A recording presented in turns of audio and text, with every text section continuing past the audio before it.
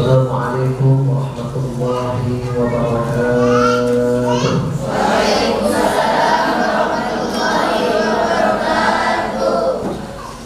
Alhamdulillah wa syukurillah wa ni'matillah wa la hawla wa la quwwata illa billah. Asyhadu an la ilaha illallah wahdahu la syarika lah wa asyhadu anna Muhammadan 'abduhu wa rasuluh. Allahumma shalli ala habibina wa nabiyyina wa maulana Muhammad wa ala alihi wa sahbihi ajma'in. Amma ba'd. Para asatidz wa asatidzah, pengurus Majelis Taklim Nurul Qamar, ibu-ibu, para sahabat yang berbahagia. Alhamdulillah, pada saat ini meskipun kita diguyur hujan rintik, gerimis, dingin, enaknya tidur sambil berbahan, sambil main HP, tapi kita masih melangkahkan diri kita di tempat yang insyaallah penuh dengan berkah ini. Mudah-mudahan malam ini diberkahi oleh Allah. Amin ya rabbal alamin. Nanti semangat Bu. Insyaallah. Pada saat ini saya jam 2:30 itu ada undangan ceramah Pak Dewo masih di bawah. Jadi sampai kita sampai jam 2:30. Jadi kalau mau dilanjutkan sama emosi, kita bisa silakan. Saat ini yang akan kita bahas, kita lengkap beberapa pasal karena ini saya kira sangat penting. Kita akan membahas tentang batalnya sholat. Kita akan membahas tentang terlulus sholat. Rasulullah Sallallahu Alaihi Wasallam pernah bersabda, "Anna rajulah, sesungguhnya seseorang, anna rajulah sesungguhnya orang laki-laki la yusalli sittina sanatan, pernah melakukan sholat kurang lebih 60 tahun. Ma yaqdarullahu lahu, ma yaqdarullahu salatahu, tetapi Allah tidak ada satupun yang menerima sholat-sholatnya. Bisa jadi sholat ini terjadi pada sholat kita Bapak Ibu. Sudah puluhan tahun kita melaksanakan sholat, mulai sejak kita balik sampai saat ini, tetapi kita tanpa disadari ternyata sholat kita ada yang tidak diterima oleh Allah, atau jangan-jangan sholat kita semuanya tidak diterima oleh Allah. Apa kata Rasulullah Sallallahu Alaihi Wasallam? Mereka adalah yatimur ruku' wa la yatimus sujud. Mereka yang menyempurnakan rukuknya tetapi sujudnya tak sempurna. Yatimur ruku' wa la yatimus sujud, atau dibalik yatimus sujud wa la yatimur ruku'. Sujudnya sempurna tetapi rukuknya tidak sempurna. Sehingga oleh Rasulullah Sallallahu Alaihi Wasallam diistilahkan pencuri di dalam sholat. Jadi yang pencuri itu bukan hanya pencuri cinta, bukan hanya pencuri harta, tetapi di dalam sholat pun ada istilahnya pencuri ruku. Dan kadang-kadang rukuknya tidak lurus, hanya setengah lurus, itu dikatakan pencuri. Ada juga yang sujudnya juga tidak sempurna, itu pun juga pencuri yang menyebabkan sholat kita tidak diterima oleh Allah Subhanahu.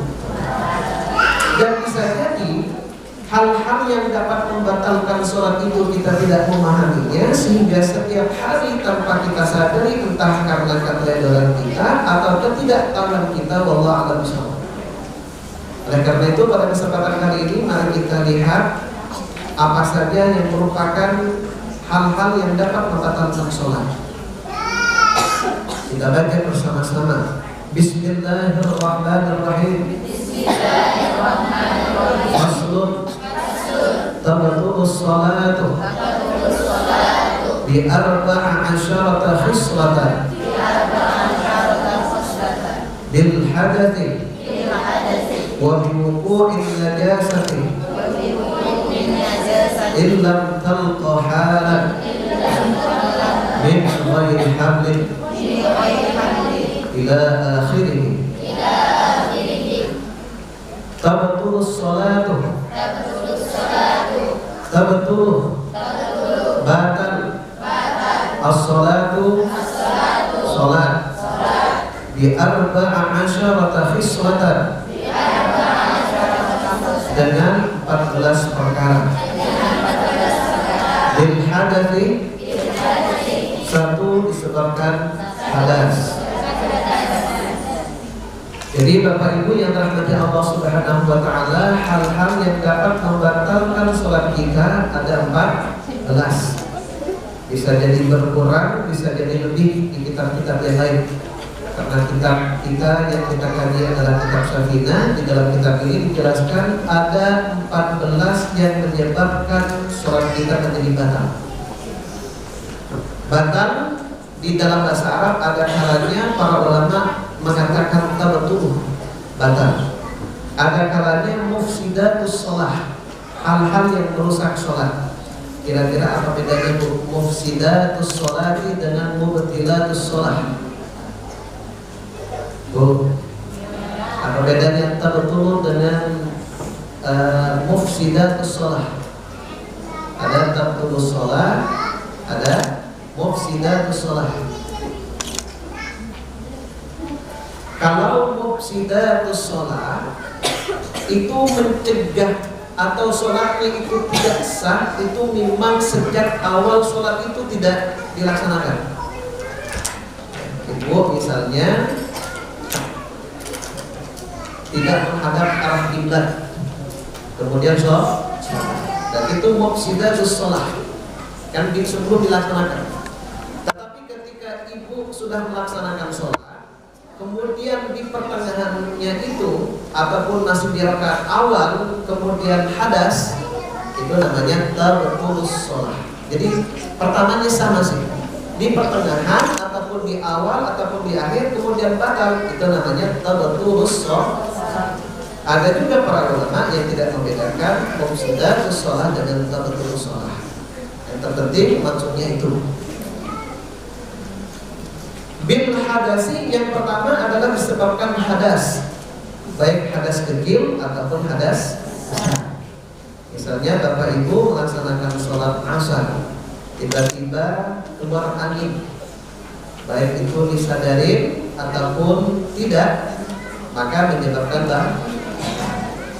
ataupun hadas besar. Ibu sedang melaksanakan sholat, tiba-tiba seperti ada darah yang keluar, kerasa kan seperti ini ada yang keluar seperti ini, karena memang hari ini adalah hari saya haid harusnya, dan ternyata keluar, berarti sholatnya tak tubuh, batal sholatnya. Paham Bu? Jadi disebabkan hadas kecil ataupun hadas besar, disengaja ataupun tidak sengaja, keluar angin ataupun keluar madi ataupun keluar wadi ataupun keluar air mani, ya. Pokoknya sejenis yang seperti itu, maka hukumnya batal sholat. Wa bi wuqu'in najasati, bersama-sama. Wa bi wuqu'in najasati. Dan dua, disebabkan terjadinya najis. Illam talqa, jika tidak dibuat halan pada saat itu, min ghairi hamlin, dari tanpa memegang.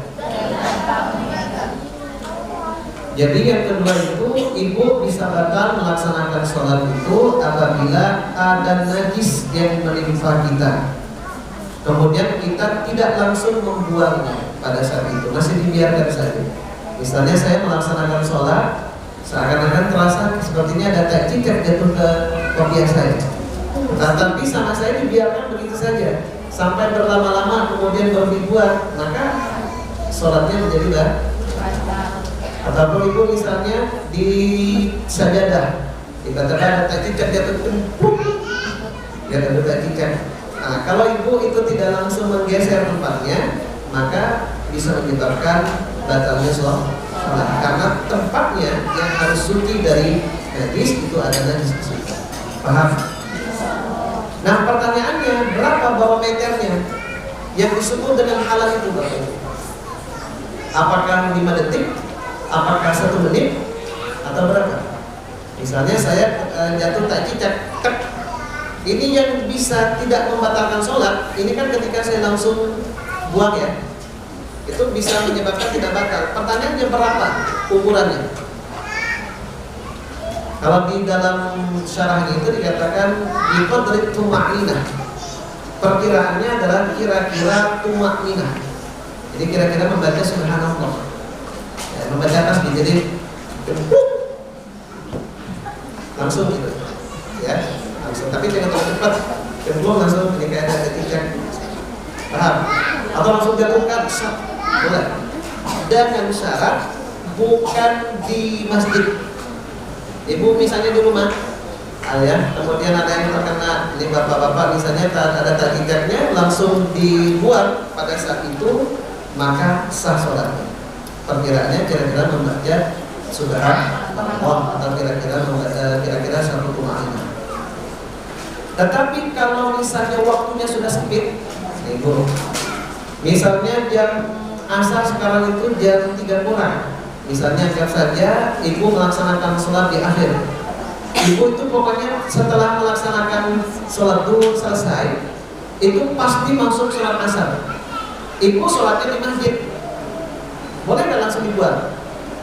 Kalau jam 1 langsung dibuang, yang terpenting kalau di masjid nggak boleh ya, karena takut membuat najisnya masjid, takut bukan najis maka tidak boleh. Tetapi kalau waktunya sempit, menurut para ulama itu boleh dibuang. Kalau ternyata cicak itu mengenai lantainya masjid ataupun terasnya masjid, itu tidak menjadi masalah. Yang terpenting setelah melaksanakan sholat langsung dibersihkan. Paham, Bu? Bisa. Jadi yang kedua itu, sholat kita bisa menjadi batal apabila terkena najis dan kita tidak langsung membuangnya pada saat itu. Kira-kira 1 tuma'ninah, kira-kira membaca subhanallah dengan syarat min ghairi hablin, tidak kita pegang najisnya. Kalau misalnya Allah Akbar, ya, kalau tidak pegang, itu udah terkena najis tangan kita, betul tidak? Ataupun misalnya, ya barangkali lah pokoknya contohnya, saya simpelnya seperti itu. Wa isyaful aqrati illam tustar halat. Dan yang ketiga, terbukanya aurat jika tidak langsung ditutup pada saat itu. Jadi kalau biasanya musim panas, biasanya kita ingin menghidupkan kipas angin, betul tidak? Kipas anginnya tak punya kelihatan yang seperti ini, kemudian kipas anginnya di bawah. Misalnya bapak-bapak ketika mau sujud, kemudian tersingkaplah auratnya, jadi pahanya kelihatan, maka pada waktu itu langsung ditutup. Kalau tidak langsung ditutup, maka bisa menyebabkan batal. Ibu-ibu pun juga sama. Kira-kira ada angin nggak di bawah? Sudah terbuka nggak auratnya kalau itu? Ya, nggak kena angin biasanya gitu. Atau sholatnya di pantai. Kalau sholatnya di pantai, Bu, di dalam ini dijelaskan, kalau anginnya terlalu banyak, hampir tiap arah ada. Ini kan Allahumma berdiri, angin misalnya sarung pak, polisi. Ditiup sebelah sini tutup lagi, ditiup dan sebelah sana tutup lagi, itu batal. Kalau banyak angin, kenapa? Karena ulama melihatnya gerakannya melebihi dari angin. Kalau cuma hanya sekilas, kalau kipas angin kan sekilas ya, saya bisa langsung gitu. Begitupun pula dengan bapak-bapak yang biasanya pakai sarung, yang sarungnya lubang kena rokok. Nah kan ketika tahiyat pada sentuh ada bolongan kelihatan pahanya, maka kalau itu langsung harus cepat ditutup.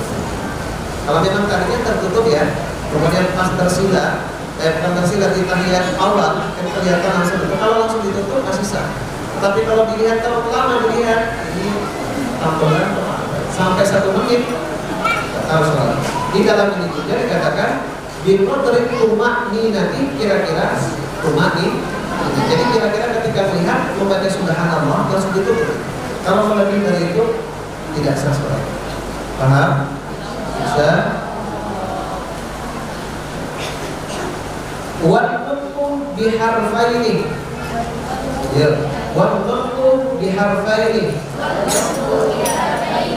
Dan an-nutqu biharfaini, berkata biharfaini dengan dua huruf, atau biharfin atau satu huruf, mubhamin yang dipahami amdan secara sengaja.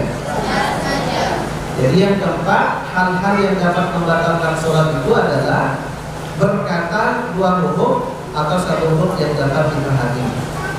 Makanya kalau ibu-ibu misalnya habis jatuh dari motor, misalnya alhamdulillah rabbil alamin, Allahumma, batal tidak Bu? Batal tidak? Atau misalnya ketika anaknya di depan sedang bermain-main, kemudian dia ada tak cicak, ada coklat, pas anaknya mau ngambil coklat, nggak apa-apa kan? Pas mau ngambil tak cicak, batal nggak Bu? Satu huruf tetapi dapat dipahami, batal tidak? Ya. Atau misalnya kadang-kadang anak kita ingin pergi ke pantai, sudah janjian dengan ibu, kemudian anaknya, ayo buru-buru jadi nggak ke pantai teh? Bu, jadi nggak? Batal nggak? Batal tidak? Atau pakai bahasa Arab? Nah, batal tidak? Tetap batal ya. Kalau dua huruf itu batal, atau satu huruf yang dapat dipahami secara sengaja itu dapat menyebabkan batal, kecuali kalau tidak tahu secara syar'i. Oh, maksudnya tahu nggak? Kalau tidak tahu itu misalnya pernah misalkan ibu tapi nggak tahu bahwa itu bisa menyebabkan batalnya sholat dikarenakan ibu itu uzur syar'i. Misalnya ibu tidak bisa belajar karena jauh ustaz-ustaz, atau kalau pesantren jauh, habis taklim jauh, ibu tak paham, tidak apa-apa. Tetapi kalau pengajian di mana-mana, kemudian ibu tak paham, kemudian melakukan hal ini, batal atau tidak? Kalau di dalam ini dikatakan uzur syar'i itu apabila ustaznya itu perjalanannya adalah musafatul qasri. Musafatul qasri itu adalah lebih 80 km. Jadi kalau 80 km, ustaznya di sana jauh, ya apa itu misalnya tak punya ongkos di sini, kemampuannya hanya seperti itu saja. Paham? Wabil muftiri amdan. Dan yang nomor 5, berbuka amdan secara sengaja. Jadi yang nomor 5, hal-hal yang dapat membatalkan puasa itu adalah berbuka bagi yang berpuasa amdan secara sengaja. Jadi kalau misalnya ada orang sholat sambil makan, berbuka ada nggak? Atau misalnya sedang sholat, nah itu kan bisa seperti itu, ya. Pokoknya hal-hal yang berdomakan, yang bisa menyebabkan batalnya puasa, itu bisa menyebabkan batalnya sholat, apapun saja. Kecuali kalau makan yang lupa. Kalau makan yang lupa itu kan kalau berpuasa nggak apa-apa ya, betul nggak? Tetapi kalau sholat lupa makan banyak, itu tetap membatalkan meskipun lupa. Paham bro? Bisa? Ayo, jadi ada jawab ya. Wal aklul kathir nasiyan. Dan yang nomor 6, makan yang banyak nasiyan, dengan dalam keadaan lupa. Jadi yang nomor 6 itu barusan kata saya itu, kalau hal-hal yang dapat membatalkan puasa itu pun juga membatalkan sholat. Kecuali kalau yang makan banyak nasiyan dalam keadaan lupa tidak menyebabkan batalnya puasa, tetapi kalau sholat tetap itu membatalkan puasa. Tapi saya kira jarang kalau yang makan sambil sholat, itu jarang ya. Tidak ada. Tapi kalau bekas makan yang dimakan itu ada. Biasanya kalau imamnya terlalu panjang, itu kan biasanya salah santai yang main-main. Itu hati-hati ya, atau bekas permen pelan ada yang seperti itu. Biasanya aman, kalau di ibu datang juga. Kemudian yang pertama sekarang watalati harakatin mutawaliyatin walau syahwan, dan yang nomor 7 dengan 3 kali gerakan berturut-turut walau syahwan, meskipun dalam keadaan lupa. Ini yang sering terjadi. Ini bagi santri yang gorengan, ganti ya. Santri yang gorengan biasanya sholat sambil main gitar, hati-hati ya. Ibu-ibu juga sana digigit nyamuk sambil garuk-garuk, hati-hati bu ya. Jadi kalau gerakan 1 kali itu masih aman gitu ya. Misalnya sedang sholat gigit nyamuk pelan-pelan 1 kan, nanti gatal lagi nggak kuat dulu ya. Yang terpenting tidak mutawalian itu masih sah saja meskipun 3 kali. Paham bu? Yang membatalkan itu adalah ketika mutawalian terus-menerus, misalnya gatal gigit nyamuk, ya kan? Berapa udah? Banyak udah nih. Kalau tangan di dalam syarahnya ini masih dikatakan 1, bandingkan kalau gini 1, 2, 3. Tapi kalau kaki ataupun yang lainnya itu bisa dihitung dengan balikannya itu 2, 1, 2, 3. Ini di sini dijelaskan. Untuk tangan karena sering bergerak ini dihitung 1. Tapi kalau yang lain kaki atau misalnya itu bisa menyebabkan dihitung 3 kali. Apalagi kalau garuk-garuk bisa sampai kan. Nah ini banyak nih. Ya yang gorengan hati-hati. Tahan dulu sampai selesai sholat. Kalau nggak kuat cukup 1 kali maksimal 2. Paham bu? Bisa. Nomor berapa sekarang ya? Nomor 8. Wal wahbatul fahisyatuh. Dan yang ke-8 melompat dengan sangat. Ini biasanya ibu-ibu tiba-tiba keluar ketua dari sejadahnya. Ya kan biasanya kan apa enggak? Apa bu? Yang tiba-tiba keluar ketua atau cincang jatuh dari atas langsung loncat itu loncatan yang kencang itu bisa menyebabkan. Apa ibu seperti itu? Bu pernah kan bu? Iya biasanya kan ada kecoa, ada apapun hewan biasanya kan kita langsung tiba-tiba langsung meloncat. Udah dua meloncatnya sudah batal, keluar kata-katanya juga sudah batal. Jadi ada 2 di sana kalau sampai meloncat terus keluar kata-kata. Waddarbatul mufridatuh. Yang ke-8 adalah pukulan yang kuat. Ini biasanya kalau pukul yang kuat, ibu ya, hati-hati juga. Kalau misalnya ada apa namanya, ada lalat, ada nyamuk, kemudian dipukul, kan terkenceng. Harusnya kan dengan pelan. Ternyata setengah 3 udah. Nanti punya paham kan itu? Wasiyadatul ruknin fi'liyin 'amdan. Dan yang ke-10 menambah rukun fi'liyah dengan sengaja. Ini biasanya kalau menambah rukun itu bisa menyebabkan batalnya sholat. Contoh misalnya ibu sujud, kemudian ibu setelah sujud yang terbatas sujud dia imam, belum ternyata sujud lagi ibu, kata malaikat 2. Ibu duduk di antara 2 sujud, kemudian sujud lagi, berarti sudah berapa bu? 3. Batal tidak? Makanya ketika ibu sudah sujud ini sudah gini, ibu udah biarin duduk di antara 2 sujud, tidak usah sujud lagi. Takut nanti ziyadah turun fi'liyin, paham bu? Atau juga yang biasanya yang sujud itu tak sengaja begini, sujud lagi gitu, kadang-kadang kecepatan. Sujud lagi begitu. Itu hati-hati kalau sudah sujud, udah ya. Itu 1 seperti itu. Paham? Bisa.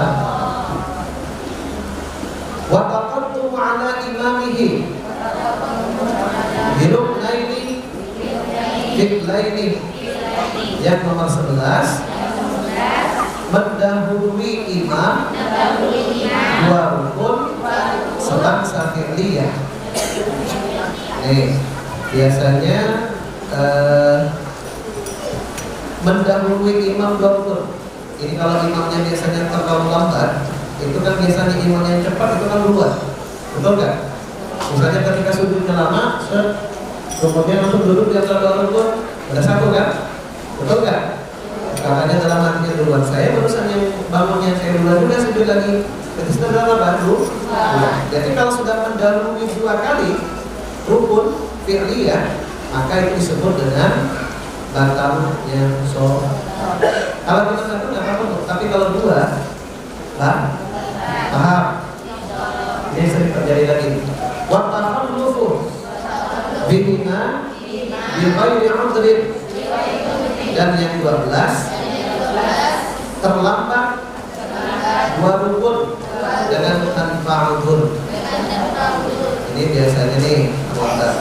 Misalnya ketika imam misalnya lam yalid wa lam yulad wa lam yakul lahu kufuwan ahad. Allahu akbar. Rukun satu rukun ya.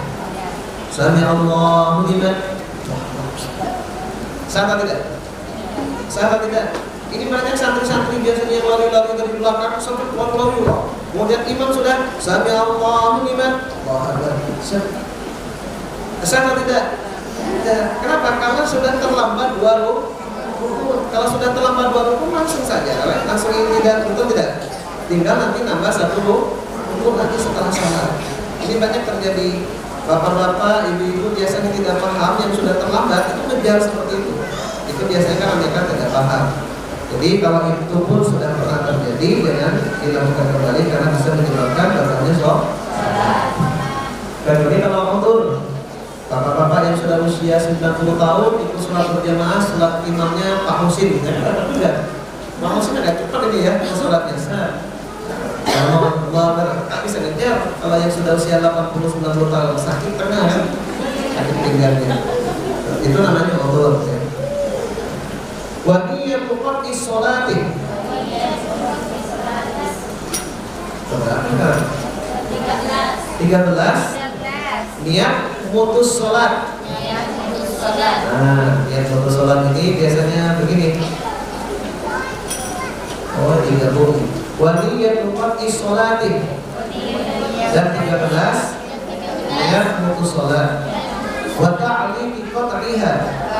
Dan menghubungkan putusnya sholat bisyai'in dengan sesuatu. Nih, biasanya ada niat putus sholat, misalnya ada jemuran yang belum diambil sama ibu terpaksa harus melaksanakan sholat. Dalam sholatnya Allahu Akbar, sudah mulai finish. Lalu nanti kalau tambah 12 nih, kalau kedua akan dibatalkan. Ibu sudah punya niat seperti itu, batal atau tidak? Batal bu. Atau misalnya ibu nunggu temannya nggak datang-datang, akhirnya sholat dulu. Nanti kalau ternyata di rakaat kedua teman saya ketok-ketok itu datang, saya bubar saja, saya batalkan sholat. Ibu dari awal sudah batal, paham? Jadi jangan sampai ada niat seperti itu, ya. Niat putus sholat atau dihubungkan dengan sesuatu yang barusan. Kalau niat putus sholat, Allahu Akbar misalnya gini, Alhamdulillahi Rabbil Alamin. Aduh, imamnya nih tak jelas nih Al-Fatihahnya nih. Saya putuskan aja sholat lah. Putus tidak? Putus. Jadi pada saat itu niat putus sholat langsung batal sholat. Ataupun digantungkan dengan hujan, ataupun datangnya seseorang, itu sudah dikatakan putus. Dan dikatakan batal. Wa taraddudu fi qat'iha. Wa taraddudu dan ragu-ragu fi qat'iha dalam memutuskan sholat. Yang terakhir juga kalau bapak ibu ragu-ragu untuk memutuskan sholat, saya ini teruskan atau tidak ya, saya teruskan atau tidak, itu sudah batal sholat itu. Mendingan kalau kita menjadi makmum, sudah melihat bacaannya imam tak jelas, ataupun imamnya juga seakan-akan itu tidak sesuai dengan syariat menurut pemahaman kita, itu ibu langsung mufaraqah saja. Kalau mufaraqah memisahkan diri. Ini kalau ibu misalnya pergi ke Singkawang, pergi ke Pontianak, misalnya menjadi makmum di masjid tertentu, ternyata imamnya itu tidak fasih. Imamnya misalnya menurut kita batal karena terbukanya aurat ataupun mungkin cicak kelihatan dari belakang, ibu langsung mufaraqah. Sholat sendiri. Sholat sendiri mau disamakan gerakannya dengan imam boleh, mau sendiri pun juga boleh. Tetapi biasanya kalau gerakan sendiri, kalau dilihat sama teman-temannya, ini aliran sesat ini lebih dulu dari imam. Biasanya seperti itu. Makanya kadang-kadang cari amannya gerakan tetap sama dengan imam, tetapi yang kita sholat sendirian karena imamnya dipermasalahkan. Bacaannya ataupun gerakannya ataupun ada hal-hal yang menimpa dirinya sehingga tata sholat turun. Paham? Jadi 14 hal inilah yang dapat membatalkan sholat. Mudah-mudahan bermanfaat. Mudah-mudahan bermanfaat, bisa kita perbaiki sholat kita lagi. Insyaallah sholat kita diterima oleh Allah Subhanahu wa taala. Amin. Itu saja barangkali kita tutup dengan takbir majlis. Subhanallahumma wa bihamdika asyhadu an la ilaha illa anta